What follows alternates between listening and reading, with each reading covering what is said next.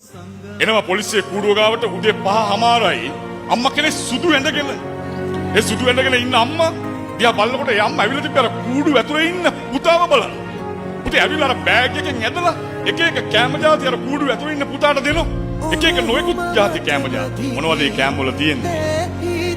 පුතේ අර කිරිදානෙට ගිහිල්ලා එතනින් හම්බුණ කෙහෙල් ගෙඩිය එතනින් හම්බුණ අර කිරි කෑල්ල කැවුම් ගෙඩිය පුතේ අරක උතාගෙන ඇවිල්ලා දුන්නා මේ පුතාට. පුතේ අම්මා කියන්නේ අම්මට ගෙදර යන්න බෑ පොලිසිය කූඩුව ඇතුලේ පුතාව දාලා ගෙදර යන්න බෑ.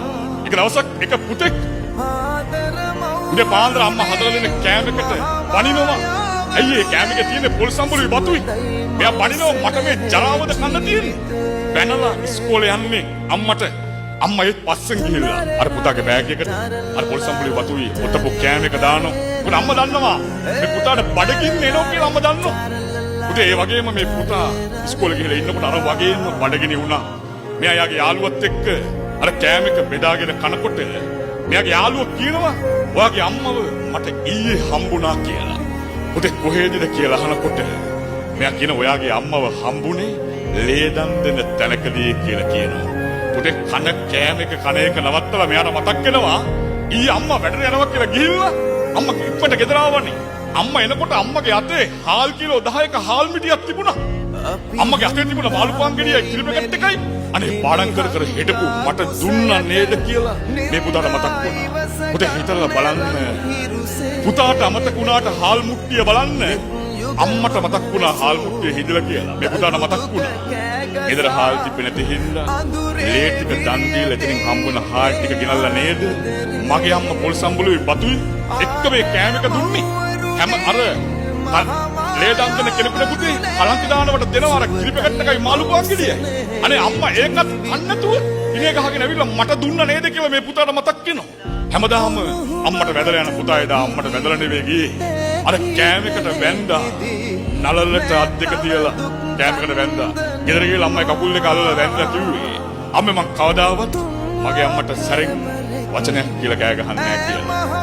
පුතේ අද වෙනකන් ඔය වචන සැර වුණා නම් අම්මගේ ඉස්සරහා අනිත් පස්සේ වචන නවතින්නේ. මොකද මේ ජීවිතේ දිනනකන් අම්මා බලාගෙන ඉන්නවා. ඔය වැස්සන කඳුළු වලින් කියන්නේ මම ජීවිතේ දවසක මගේ අම්මව දිනවනෝ කියලා.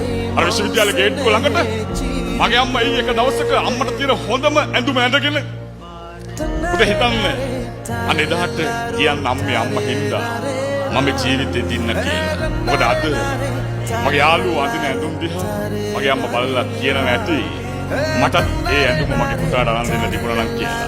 නමුත් අම්මගේ අවසානේ නැති වෙtti. හැබැයි පුතේ මම ජීවිතේ දිනපු දවසට මේ ලෝකේ තියෙන හොඳම ගවුම අරගෙන මගේ අම්මට අරන් දෙන්න මට පුළුවන්. ඒක තමයි මේ ජීවිතේ තියෙන ඕනේ හීන. අපි හැමෝම අපේ අම්මව දැක්කා. අපි හැමෝම. හැබැයි මේ ලෝකේ ඉන්න පුතේ දරුවෝ ඕන තරම් තාමත් එයාගේ අම්මව දැකමු නැති දරුවෝ. මෙයා තාම එයාගේ අම්මව දැකලා නැහැ. එයා අම්මව අතගාලා බලන්නේ අම්මා මොන වගේද කියලා. හිතන්න හැබැයි මේ පුතා කියනවා අම්මේ මට සමා වෙන්න කියලා මේ පුතා කියනවා. ඇයි ඒ? අම්මගේ ලේ ටික කිරි කළා මට දුන්නෙකට මට සමා වෙන්න අම්මේ කියලා කියනවා. පුතේ මම කොහොම සමාවිල්ලන්න ඕනේද එහෙනම් මගේ අම්මගෙන් මම දැක්කනේ ලේ ටික කිරි කළා මට දුන්න විදිහ. මම දැක්කනේ අර ගෙදර මගේ අම්මා මම නැගිටලා කුස්සියට එනකොට අර ලිපගාව උයන විදිහ පුතේ මම දැක්කනේ. මම දැක්කනේ මේ ඉස්කෝලේ ගේට්ටුව ගාවට පයින් මාව එක්කන් ඇවිල්ලා මම ඉස්කෝලේ පන්තියේ වාඩි වෙනකොට මගේ අම්මා ගෙදර ගියේ පයින් අර පැලිච්ච කකුල් දෙක අල්ලලා එක පාරක් මට අහන්න හිතුණද අම්මගෙන් අම්මේ ඔය කකුල් දෙක රිදෙනවද කියලා. පුතේ අහන්න හිතුණද? හිතලා බලන්න. අද මට නරක යාළුවෙක් මට නරක වැඩකට යන්න කතා කරනවා නම් ඊට කලින් මතක් වෙන්න ඕනි අම්මව අම්මා විඳපු දුක ගැන. අම්මා හරි ආසයි මගේ දුව ලස්සන සාරියක් ඇඳලා ලස්සන තැනක වැඩ කරනවා බලන්න එක දවසක. අම්මා හරි ආසයි තමන්ගේ පුතා ටයිකෝඩ් දාලා හොඳ තැනක රැකියාව කරනවා බලන්න.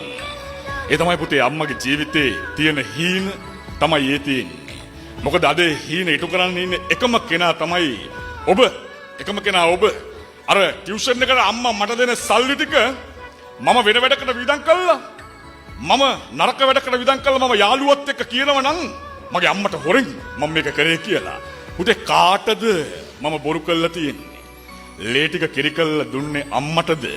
මම බොරු කළා තියෙන්නේ. මම බොරු කියලා තියෙන්නේ. චූටි කාලේ උඩින් පනින්න එපා කියනකොට මම ඒක ඇහුවා. චූටි කාලේ රැයට එළියට බහින්න එපා කියනකොට පුතේ මම ඒක ඇහුවා. අද අම්මා කියන දේ අහන්න බැරි තරමටම මම ලොකු මිනිහෙක් වෙලාද පුතේ? අද මම ලොකු ගැහණියෙක් වෙලාද? ඒ තරමටම පුතේ හිතලා බලන්න අම්මා පාඩම් කරපන් කියලා කියද්දිත් මම කම්මැලිකමෙන් නිදා ගන්නව නම් පුතේ අම්මා හෙලපු දහඩියවල ප්‍රතිඵලයක් තියනවද කියලා හිතන්නකෝ. ගැහණියක් වෙලා එයා මාව මේ තරම් දුරට මාව ගෙනාව නම් ආදරයක් දීලා අනිත් හැම දෙයක්ම දීලා පුතේ හිතන්න මට බැරියයි අර පුටුවේ වාඩි වෙලා ඉඳගෙන පාඩම් කළා මේ ජීවිතේ දිනන්න. අද පාඩම් කරනකොට නිදිමතයි නම් පුතේ අම්මට නිදිමතක් ආවෙම නැද්ද? මාව මෙච්චර උස්මහත් කරනකොට අද පාඩම් කරනකොට කම්මැලි නම් අම්මට කම්මැලිකමක් ආවෙම නැද්ද පුතේ? අර පාන්දර නැගිටලා මට බත හදනකොට ඔය කකුල් දෙක වතුරේ හරි දාලා පාඩම් කරලා පුතේ මේ ජීවිතේ දිනන්න ඕනි. ඒ දිනලා අම්මට පෙන්වන්න ඕනි අම්මේ මම මේ ජීවිතේ දින්න ඔයා හින්දා කියලා. මොකද අම්මට ලැජ්ජාවක් නෑ. මේ ඉස්කෝලේ ගේට්ටු ගාවට අම්මට තියෙන පරණම ඇඳුම ඇඳගෙන ඇවිල්ලා මාව දාලා යන්න. අම්මට ලැජ්ජාවක් නෑ. අද ටික ටික අම්මා වයසට යනකොට මට ලැජ්ජයි නම් අම්මව එක්කන් යන්න. පුතේ හිතලා බලන්න දෙපාරක් තුන් පාරක් නෙවෙයි 100 වතාවක්වත් අම්මා කියන්නේ කවුද කියලා. මොකද අද මම ඔබෙන් ඇහුවොත් අම්මව ඔය හදවතේ මොන තැනද ඉන්නේ කියලා. මම අද ඔබෙන් ඇහුවොත් ඔබ හිතන්න අම්මා මොන තැනද ඔබේ හදවතේ ඉන්නේ කියලා. මේ ඉස්කෝලේක මේ සර් කෙනෙක්ගේ කතාවක්. මේ සර්ගේ අම්මා දැන් වයසයි. මේ අම්මා ලෙඩක් තියෙනවා. ඒ ලෙඩ තමයි මේ අම්මා පොඩි ළමයෙක් වගේ දැන් හැසිරෙන්නේ. මේ සර් එයාගේ අම්මව ඉස්කෝලේට එක්කන් ඇවිල්ලා ඉස්කෝලේ පන්තියේ පිටිපස්සෙම පුටුවක් තියලා එයාගේ අම්මව වාඩි කරලා ළමයිට උගන්වන ගමන් එයාගේ අම්මව බලාගන්න මේ සර්. පුතේ මේ සර්ට ගොඩාක් අය කියනවා ඔයාගේ අම්මව බලාගන්න කවුරු හරි ගන්නකෝ. මේ උගන්වන්නේවට පාඩු වෙන ඕනේ කියලා. මේ සර්ට කියනවා ඔයාට උසස් වීමක් දෙන්නම්. ඔයා ඒ උසස් වීම අරගෙන ලොකු ඉස්කෝලේකට යන්නකෝ කියලා. හැබැයි මේ සර් මුළු ලෝකෙටම කෑ ගහලා එකම එක දෙයක් කියනවා පුතේ. එකම එක දෙයක්. ඒ තමයි මගේ අම්මව බලාගන්න මං වගේ කෙනෙක් තාම මේ ලෝකේ ඉපදිලා නැහැ කියලා. පුතේ අපිටත් එහෙමයි. අපේ අම්මව බලාගන්න අපි වගේ කෙනෙක් මේ ලෝකේ ඉපදිලා නැතුව ඇති. මොන චූටි කාලේ මම ඇඟේ ජරා කරගන්නකොට ඒව හේතුවේ අම්මනේ.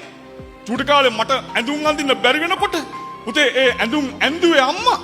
මට තියෙනවා එක දවසක මගේ අම්මව බලාගන්න මට තියෙනවා. පුතේ අන්න ඒ දවස්සේදී මම අර බන්දරාගාරය ඇතුලේ හිර වුණොත් කොහොමද මම්මගේ අම්මව බලාගන්නේ? අන්නේ දවස්සේදී මං අර පොලිසිය කූඩුව ඇතුලේ හිර වුණොත් කොහොමද මම්මගේ අම්මව බලාගන්නේ? මොකද අර බන්දරාගාර බිත්ති හතර ඇතුලේ පුතේ කිසිම යාළුවෙක්ගේ නමක් ලියලා නැහැ. අද ඉන්න යාළුවන්ගේ නම් බන්දරාගාරය ඇතුලට ගියාම ලියන්නේ අර බන්දරාගාර බිත්ති හතර ඇතුලේ ලියලා තියෙන්නේ අම්මා ගැන. ඇඳලා තියෙන්නේ අම්මා කිරි දුන්නේ විදිහ. අම්මා උකුල තියාගෙන නලවපු විදිහ තමයි අර බන්දරාගාරේ බිත්ති හතර ඇතුලේ ඇඳලා තියෙන්නේ. පුතේ හිතලා බලන්න අද මේ මගේ ළඟ ඉන්න නරක යාළුවා මේ ජීවිතේ වැරදුනාට පස්සේ නෑ පුතේ.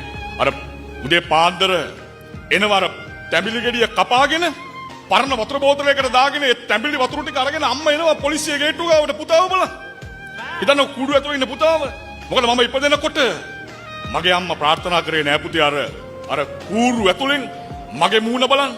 අද හිතනවා නම් අර බයික් එකේ රෝදේ උස්සගෙන යන යාළුවගේ බයික් එකට නගින්න. පුතේ මේ වචන නෙවෙයි කියන්නේ. අද අම්මලා 100 ගණනක් පුතාලගේ පෙට්ටි පෙරලගෙන අඬනවා මලකෙවල් වල. පුතාලා මැරලා අර බයික් වල ගිහලා හැප්පිලා අර රෝදේ උස්සන් යනකොට අප්පුඩි ගහන මිනිස්සු පුතේ කවුරුවත් මලකෙතර එන්නේ නැහැ. අම්මා විතරයි ඉන්නේ අර පෙට්ටිය පෙරලගෙන අඬන්න. එදාට හිතන්න මේ ජීවිතේ ඔය අතපය හතර අද උස්මහත් වෙනකොට කරදඬු ටික උස්මහත් වෙනකොට හිතනවා නම් අම්මා මොනවද දන්නේ කියලා. පුතේ හිතන්න මේ ජීවිතේ මෙතෙන්ට ගෙනාවේ අම්මා. මොකද අද ඔය අතපය හතර කෙලින් වැඩුණට ඔය අතපය හතර කෙලින් වැඩුන්නේ නැහැ චූටි කාලේ. ඔය අතපය හතර අතගාලා හැදුවේ අම්මා. ඔය නහය අතගාලා කෙලින් හැදුවේ අම්මා. අද අර ස්මාර්ට් ෆෝන් එක ඔබනකොට හිතනවා නම් මගේ අම්මා මොනවද දන්නේ කියලා. පුතේ ඔය ඇඟිලි තුඩු ටික ලස්සනට හදලා දුන්නේ ෆෝන් එක ඔබන්න අම්මා. ඔය ලස්සන මොලයක් තියෙනවද හිතන්න. ඒ හිතන්න කියලා දුන්නේ අම්මා.